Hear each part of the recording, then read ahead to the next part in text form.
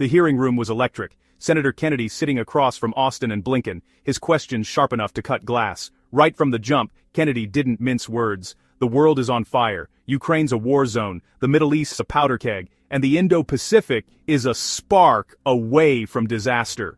Austin tried to soften it, calling the world challenging, but Kennedy pressed. And finally, Austin admitted, yeah, it's dangerous out there. Here's what hit me. This wasn't just policy talk. Kennedy was demanding blunt honesty, not bureaucratic tap dancing. Secretary Austin, is it not true that the world is on fire in Ukraine, the world is on fire in the Middle East, and that there are embers smoldering in the Indo-Pacific? I would say that clearly there are challenges in both the places that you mentioned. And of course, in the Indo-Pacific, we see a China that's increasingly aggressive. Do you disagree with my statement? That the world is on fire?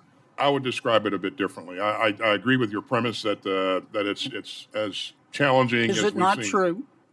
Sorry to cut you off, but we only have limited time. Is it not true that China, Russia, and Iran have worked between and among themselves to either start those fires, encourage those fires, or create those embers? I would say that we see evidence of growing closer together since the beginning of the Russia-Ukraine conflict. I didn't see evidence of China collaborating with Russia to cause them to launch their invasion on its neighbor. He zeroed in on the big three: China, Russia, Iran. Are they working together to stir up chaos? Kennedy asked, and Austin couldn't deny it. Russia wants Eastern Europe. Iran wants the Middle East. And China? China's not shy. They want the Indo-Pacific period. And if those three get their way, democracy doesn't stand a chance. Before I dive further, don't forget, hit that subscribe button.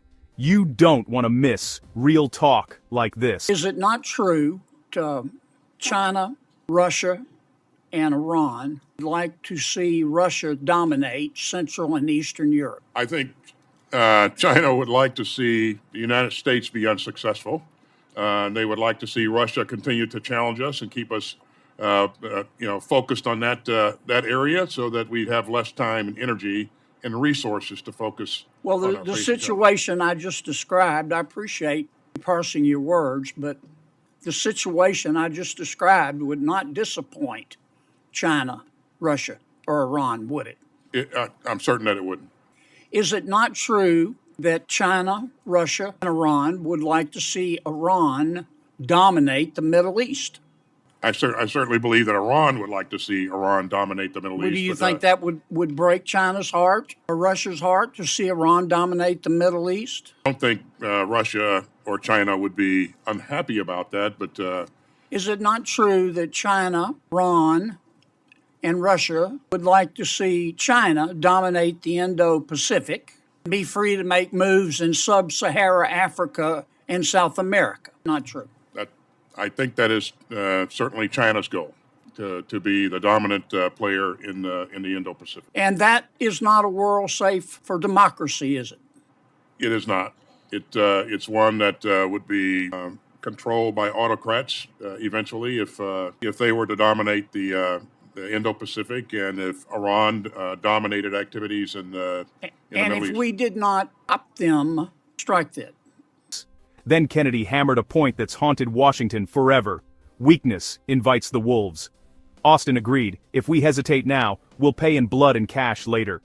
That was the most honest thing anyone said all day. Now, here's where the room really shifted. Kennedy pulled out the budget. $16 billion for childcare, $6.5 billion for the FCC, $3.1 billion for telecom. In a bill that's supposed to deal with global war. Why are these things in there? Austin had no defense. He just shrugged it off. That silence. It was deafening. You believe that weakness invites the wolves?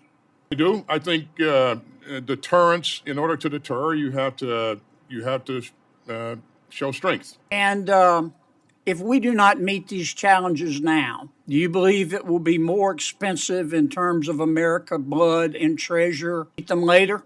I do, Senator. All right, I've got one last question, Mr. Secretary. I'm looking at your and the president's supplemental. What does $16 billion for child care, $0.5 billion for the Federal Communications Commission to extend high-speed internet, and $3.1 billion for the FCC to reimburse telecommunication companies to replace insecure equipment have to do with the world challenges we're facing right now. And why did you make this request? I would defer to other colleagues on those specific aspects of the Do you budget support request. those? I support the supplemental budget request. Okay. Last question, Mr. Secretary. I appreciate your candid answers, but And finally, Kennedy wanted to know why the Pentagon opposes a special inspector general for Ukraine. The kicker? The Pentagon's never once passed a full audit, and suddenly we trust them to track billions overseas. Austin looked uncomfortable, and honestly, I get why. why did the Department of Defense oppose my bill calling for a special inspector general in Ukraine so we could follow every penny of American taxpayer money, given the fact that the Inspector General of the Department of Defense has never been able to audit his own department? The Inspector General of DOD has been involved in this effort from the very beginning. Oh, I know, believe me. He opposed my bill. And I find that ironic because the Department of Defense is the only federal agency that has never, in the history of ever, been audited. But your Inspector General insisted that he be in charge. Do you not see the irony there with respect to Ukraine?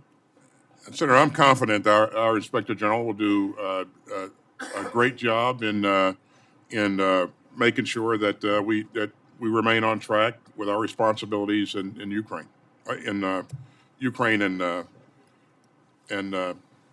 Europe. Thank you, Madam Chair.